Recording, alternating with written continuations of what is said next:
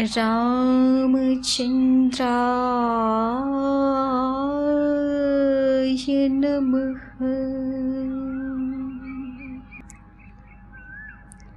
आपदामपहर्तारम्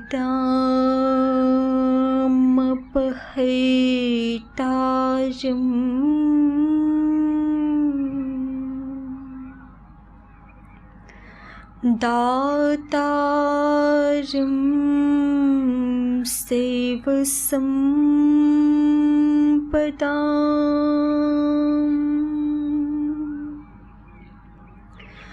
लोकाभिरामम्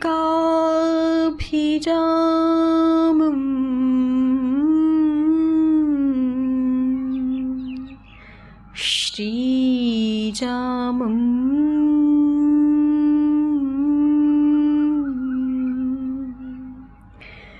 भूयो भूयो नमाम्यहम्।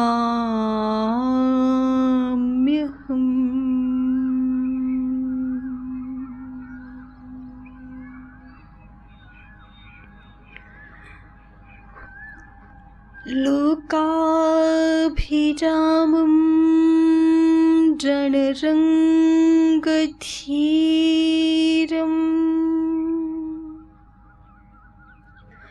लोकाभिरामं रणरङ्गधीरम्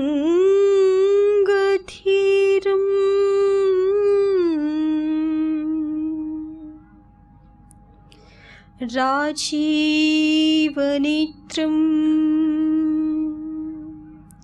रघुवंशनाथम् कारुण्यरूपं करुणाकरं तम्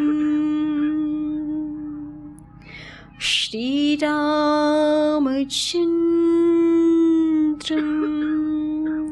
शरणं प्रपद्ये। श्रीरामचन्द्रं शरणं प्रपद्ये। श्रीरामचन्द्रं शरणं प्रपद्ये।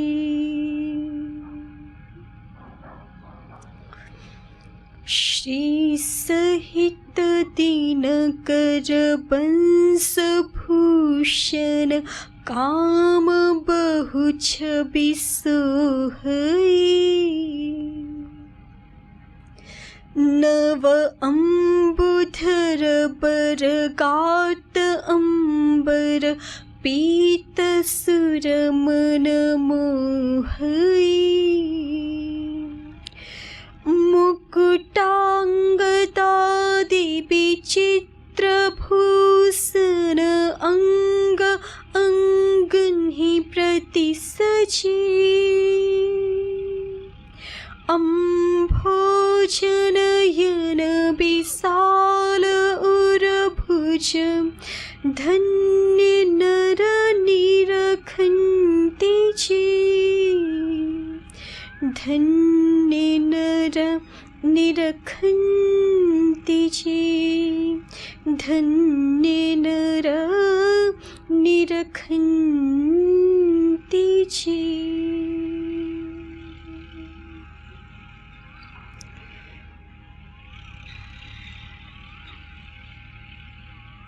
कामकोटि छविहारी मनोहारी स्वरूप सुरगण मुनिगण भक्तजन सेवित दिव्य स्वरूप दिव्य गुणशील सन्निधान परम करुणामय परम भक्तवत्सल भक्तवांछा कल्पतरुआराम भगवान श्री राम हमारे हृदय में सदैव सम्यक विराजित रहें। इस भाव के साथ श्री मानस जी का स्वाध्याय साधु समाज के अकथ अचिंत्य प्रभाव का, महात्म्य का वर्णन करते हुए तुलसीदास महाराज जी ने साधु समाज का वर्णन जंगम तीर्थराज के रूप में किया है। सब मनुष्यों को सहज ही सुलभ सत्संग है, साधु संग है, और ये साधु संग मनुष्य की समस्त आंतरिक व्यथाओं का, समस्त क्लेशों का समस्त क्लेशों का पूर्णतः विनाश करने वाला है। सेवत सादर समन कलेशा, सब ही सुलभ सब दिन सब देशा। ऐसे साधु समाज को तुलसीदास महाराज जी प्रेम सहित सुबानी पूर्वक प्रणाम निवेदन कर रहे हैं। अकथ अलौकिक तीर्थ राउ, देई सद्य फल प्रकट प्रभाव। सुनि समुझहि जन मुदित मना, मज्जहि अति अनुराग। लहहि चारि फल अक्षत तनु, साधु समाज प्रयाग। सुनि समुझहि जन मुदित मन, मज्जहि अति अनुराग। जो मनुष्य इस संत समाज रूपी तीर्थराज के प्रभाव को जान लेते हैं, प्रसन्न मन से सुनते हैं, समझते हैं,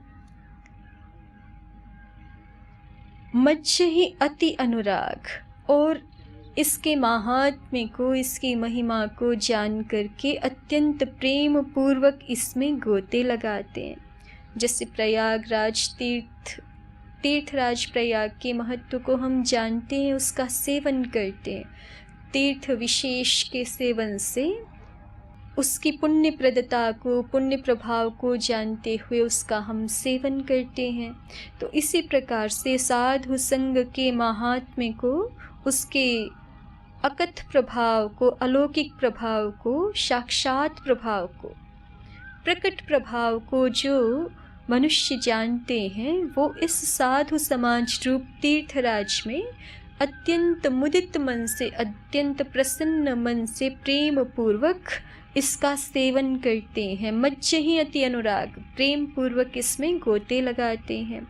और जो ऐसा करते हैं, जिनको साधु संग प्राप्त हो जाता है, जो साधु संग प्रेम पूर्वक करते हैं, उनके लिए तुलसीदास महाराज जी कहते हैं कि फिर उनको संसार में जो 4 फल कहे जाते हैं मनुष्य जन्म के, धर्म अर्थ काम और मोक्ष, इन चारों फलों को ऐसे मनुष्य जन, ऐसे भक्त जन साधु समाज के संग के प्रभाव से अक्षत तनु, इस शरीर के अक्षत रहते हुए ही, अर्थात इस जीवन के रहते हुए ही पा जाते हैं।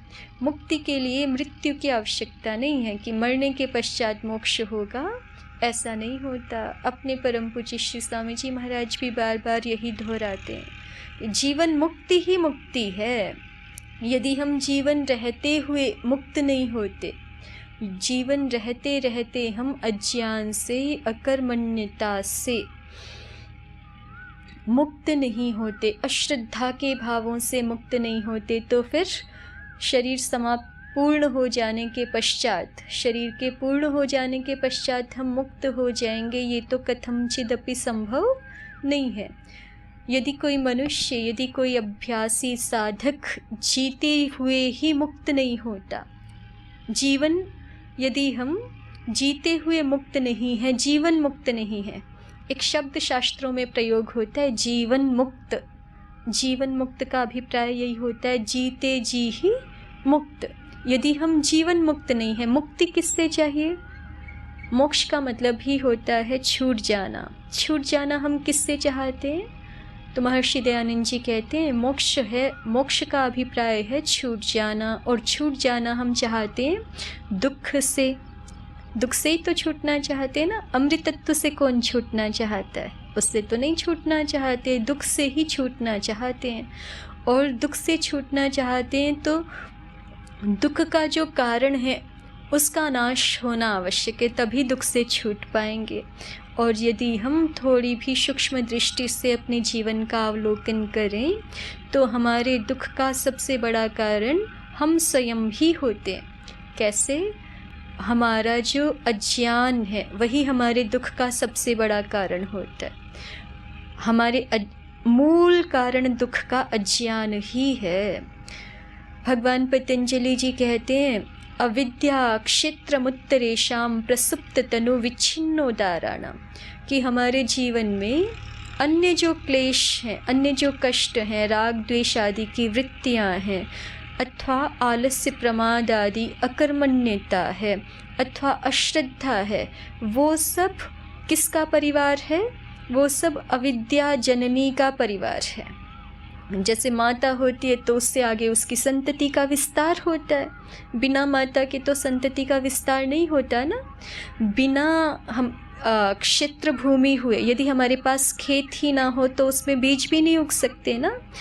तो भगवान पतंजलि जी कहते हैं कि अविद्या ही क्षेत्र भूमि है, अविद्या मानो जन्म भूमि है अन्य सारे क्लेशों के लिए। अविद्या को ही दूसरे शब्दों में अज्ञान कहते हैं। तो वस्तुतः देखें तो जो भी दुख है, कष्ट है, उसके मूल में अश्रद्धा, अकर्मण्यता और अज्ञान यही है। और इन सब का नाश होने के लिए साधु संग आवश्यक है, बिना इसके मोक्ष नहीं होता। फिर से दोहरा लेते हैं, मोक्ष का अर्थ है छूट जाना। किससे छूट जाना? दुख से छूट जाना। दुख से कैसे छूट सकते हैं? कि दुख का कारण नष्ट हो। दुख जिस कारण से उत्पन्न हो रहा है वो कारण नष्ट हो जाए तो दुख से मुक्ति हो सकती है। दुख का कारण क्या है? तो हम भीतर विचार करें तो अपने निज अनुभव से भी हमें ज्ञात हो जाएगा। और समस्त शास्त्र भी यही वर्णन करते हैं कि मनुष्य के दुख का मूल कारण उसका अज्ञान ही है, और उस अज्ञान से उत्पन्न अकर्मण्यता और अश्रद्धा ही दुख का कारण है। तो इस दुख नाश के लिए अज्ञान का नाश होना अति आवश्यक है। और अज्ञान का नाश होने के लिए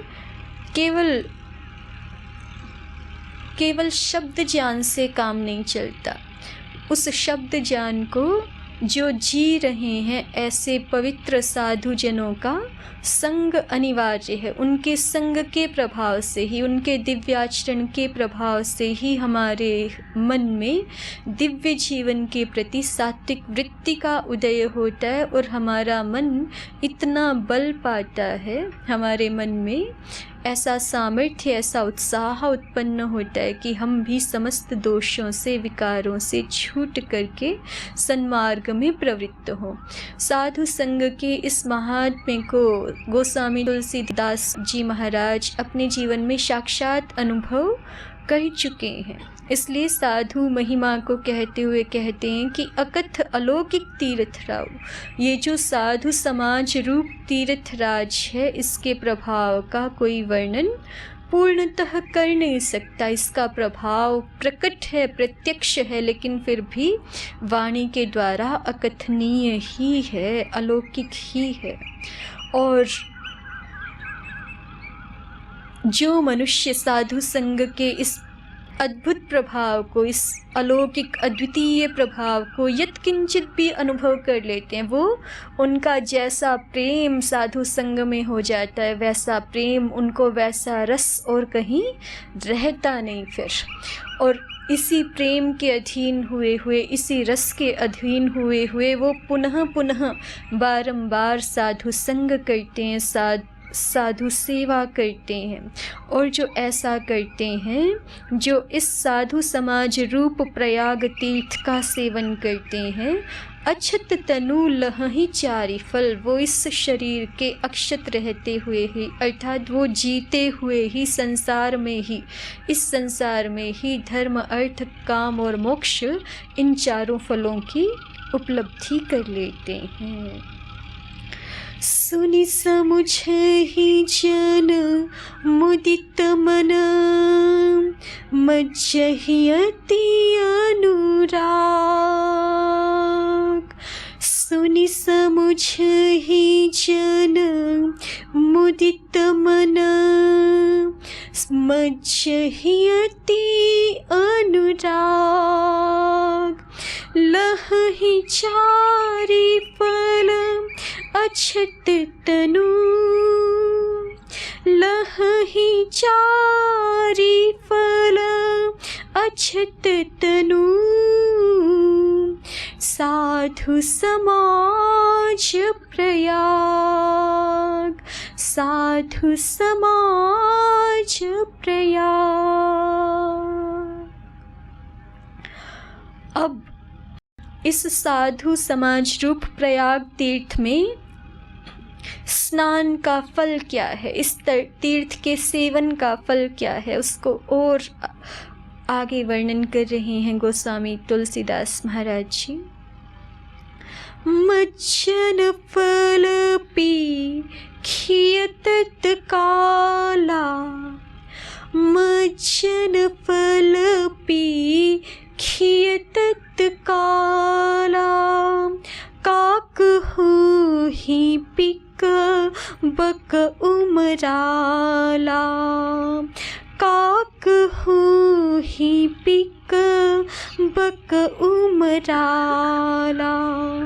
सुनि आचरज करई जनि कोई, सुनि आचरज करई जनि कोई। सतसंगति महि मानहि कोई, सतसंगति महि मानहि कोई। बाल्मीक नारद खट जोनी, बाल्मीक नारद खट जोनी।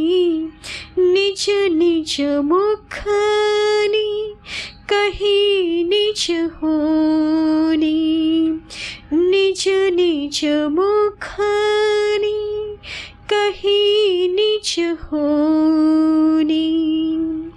जलचर थल चर नभ चर नाना, जलचर थल चर नभ चर नाना। जी जड़ चेतन जीव जहाना, जी जड़ चेतन जीव जहाना। मति कीरति गति भूति भलाई, मति कीरति गति भूति भलाई। जब जी जतन जहाँ जी पाई, जब जी जतन जहाँ जी पाई।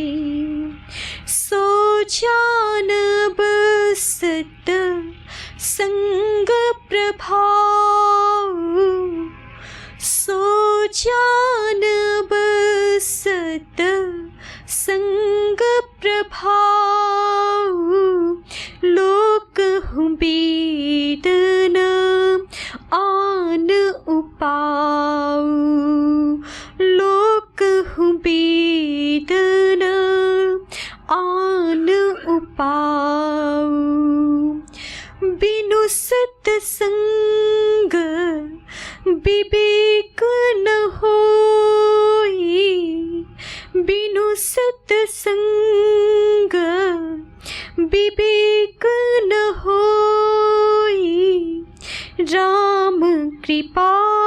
बिनु सुलभ न सोई, राम कृपा बिनु सुलभ न सोई।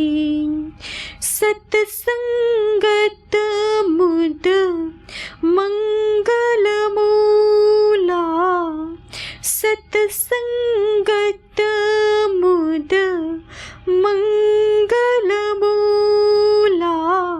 सोई फल सिद्धि सब साधन फूला, सोई फल सिद्धि सब साधन फूला।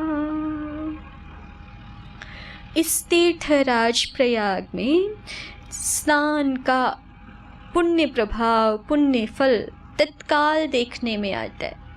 तुलसीदास महाराज जी कह रहे हैं कि इसके लिए कोई प्रतीक्षा नहीं करनी पड़ती कि हमने तीर्थ का सेवन तो कर लिया, अब कब जीवन में उसका पुण्य प्रभाव, पुण्य फल उदित होगा,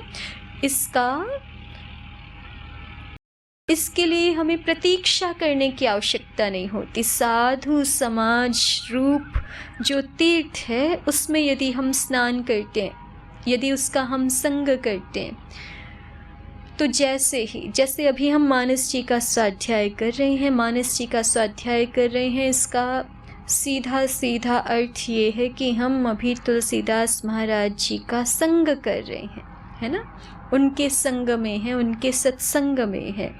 तो इसका प्रभाव, इस साधु संग का प्रभाव तत्काल देखने में आता है। जब हम सत्संग में होते हैं तो उस समय हमारी चित्त वृत्तियाँ स्वतः ही शांत हो जाती हैं। उस समय हम संसार की समस्त बुराइयों से, समस्त दोषों, विकारों से, कालुष्यों से सहज ही बच जाते हैं। अभी हम गलत नहीं देख रहे ना, गलत नहीं सुन रहे, गलत नहीं बोल रहे। जितने समय कम से कम यहाँ बैठे हैं, साधु संग कर रहे हैं, उतने समय तो हम समस्त विकारों से साक्षात ही बच गए हैं। तो मज्जन फल पेखिए तत्काला, और इतना ही प्रभाव नहीं है। कितना प्रभाव है तो तुलसीदास महाराज जी कहते हैं कि इस तीर्थराज साधु समाज में स्नान का तत्काल फल देखने में आता है। कैसा फल तो कहा, काक हो ही पिक बक उमराला। मानो कि तीर्थ है, कोई सरोवर है और उसमें कोई स्नान करे किसी अन्य रूप में, और कोई जब स्नान करके डुबकी लगा के बाहर एक क्षण में निकले बाहर, तो फिर उसका दिव्य ही स्वरूप हो जाए। मानो किसी कुष्ठग्रस्त का भी दिव्य स्वरूप हो जाए। मानो जैसे कौवा कोयल का रूप धारण कर ले। काक हो ही पिक, काक जो है वो पिक का रूप धारण कर लेता है साधु संग से। बक उमराला, और बगुले भी हंस का रूप धारण कर लेते हैं। और अब ऐसा सुन के किसी को आश्चर्य हो तो कि ऐसा कैसे हो जाएगा, काक तो काक ही है ना, कौवा तो कौवा ही है, और कोयल कोयल ही है, कौवा कोयल कैसे हो सकता है, और बगुला तो बगुला ही है, हंस तो हंस ही है, हंस के दिव्य गुण रूप स्वभाव है, निरक्षीर विवेक है उसमें, है ना। दूध और पानी को अलग करने का विचित्र सामर्थ्य भगवान जी ने सृष्टि में हंस को प्रदान किया है, मराल को प्रदान किया है। तो हंस ही है, बगुले में वो सामर्थ्य कैसे आ सकता है, बगुले में वो शक्ति कैसे आ सकती है। या कौवा तो फिर जो है वो कर्कश वाणी वाला ही है, उसकी वाणी कोयल जैसी कैसे हो सकती है। तो तुलसीदास महाराज जी पहले तो कह रहे हैं कि ऐसा होता है, साधु समाज के संग से दुर्व्यसनी दुर्गुणी व्यक्ति भी सद्गुणी हो जाता है, सद्व्यसनी हो जाता है, साधुओं के संग से साधुता को धारण कर लेता है। और किसी को यदि ऐसा आश्चर्य हो रहा हो कि कौवे के समान दुर्गुणी भी कैसे सद्व्यसनी हो सकता है, कोयल के समान कैसे हो सकता है, या बगुले के समान छली कपटी भी हंस के समान कैसे निरक्षीर विवेकी हो सकता है, विवेक प्रज्ञा युक्त कैसे हो सकता है। तो उसको स्वयं ही इस संशय का अग्रिम चौपाई में निवारण कर रहे हैं तुलसीदास महाराज जी। सुनी आचरज करई जनी कोई, हमारी इस बात को सुन करके, किस बात को, कि साधु संग के प्रभाव से काक हो ही पिक बक उमराला, इस बात को सुन करके सुनी आचरज करई जनी कोई, इसको सुन करके कोई आश्चर्य ना करे, आश्चर्य मत कीजिए इसको सुन करके। क्यों? सत्संगति महिमा नहीं गोई, क्योंकि सत्संगति की महिमा संसार में किसी से छिपी नहीं है। अनेकानेक उदाहरण हैं जहाँ साधु संग पा करके सर्वथा अधःपतित व्यक्तियों का भी पूर्णतः जीवन परिवर्तन हो जाता है। ऐसे अनेकानेक उदाहरण संसार में प्रकट ही हैं। सत्संगति महिमा नहीं गोई, सत्संगति की महिमा किसी से छिपी नहीं है। अब इसके कुछ उदाहरण प्रस्तुत करते हैं तुलसीदास महाराज जी। वाल्मीक नारद घट जोनी, निज निज मुखनी कही निज होनी, जलचर थलचर नभचर नाना, जे जड़ चेतन जीव जहाना। वाल्मीक नारद घट जोनी, स्वयं महर्षि वाल्मीकि जी, देवर्षि नारद जी, महामुनि अगस्त्य जी, इन्होंने निज निज मुखनि कही निज होनी, इनके जीवन में जो आश्चर्यजनक घटनाएं साधु संग से घटित हुई हैं वो उन्होंने स्वयं अपने मुख से ही वर्णन की हैं। तो ये क्या कथाएं हैं, इनको हम आगे देखेंगे। प्रभु श्री हरि के चरणों में इसी निवेदन के साथ इस सत्र को पूर्ण करते हैं कि साधु संग में हमारी प्रीति, हमारी रुचि निरंतर अभिवृद्धि को प्राप्त होती रहे। रघुनंदन प्रभु श्री राम की जय। तुलसीदास महाराज जी की जय। सद्गुरुदेव भगवान की जय। समस्त भक्त वृंद की जय। ओम शांति शांति शांति। ओम श्री परमात्मने नमः। ओम श्री गुरुभ्यो नमः। ओम सर्वेभ्यो नमः। ओम।